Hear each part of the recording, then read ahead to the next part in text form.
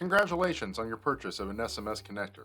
Now we will show you the proper method for installing the cable to the connector. To begin with, you will need some tools to use throughout this process. First, prepare the connector by loosening the set screw to make room for the cable to be inserted into the connector. Be careful not to remove the screws completely. You will also want to loosen the screws on the clamps of the sleeve. After the screws have been loosened, you'll slide the grommet and sleeve onto the cable, then set them aside while you work on the connector.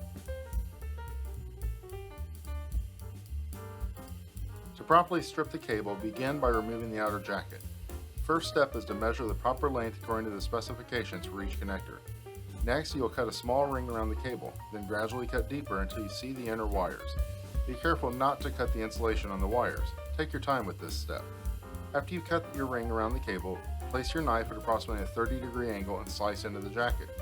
Using pliers or a cable puller, pull back the jacket as you cut. Again, be careful not to cut the insulation surrounding the wires. Pulling the jacket as you cut helps you to prevent accidentally cutting through the insulation. If you're using shielding cable, pay close attention to the embedded video on your screen. First, wrap the cable with tape approximately 1 inch from the cable jacket. This helps to prevent fraying. Next, strip the shielding from the wire to the tape, then cut the shielding from the wire. Finally, add more tape to cover any frayed ends. For non-shielded cable, you'll begin by tying back the ground and pilot wires to work on the phase wires. Follow the same process to strip the insulation from the phase wires. Refer to the termination and installation specifications. To prepare the cable for inserting in the connector, wrap tape around the end of the cable to prevent fraying and aid with inserting the cable into the connector. If you use tape, be sure not to extend beyond the last ½ inch of the cable in order to make a good connection with the connector.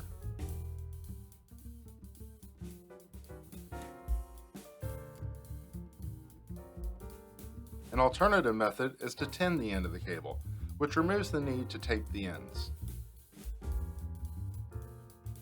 Pay attention to the color code on the back side of the connector and match the holes to the colors on the phase wires of the cable. Slide the connector onto the properly stripped and terminated cable. You can twist the connector while pushing it onto the cable to help with this process.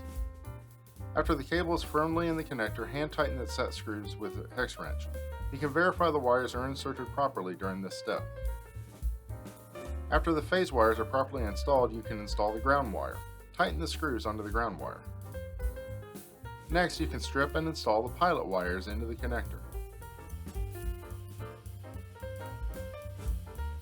After the cable is installed, use a torque wrench to tighten the set screws to the recommended specifications.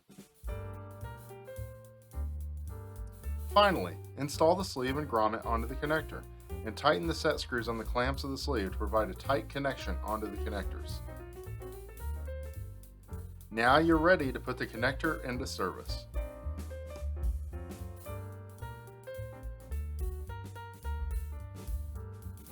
Thank you for watching. Please let us know if you have any questions.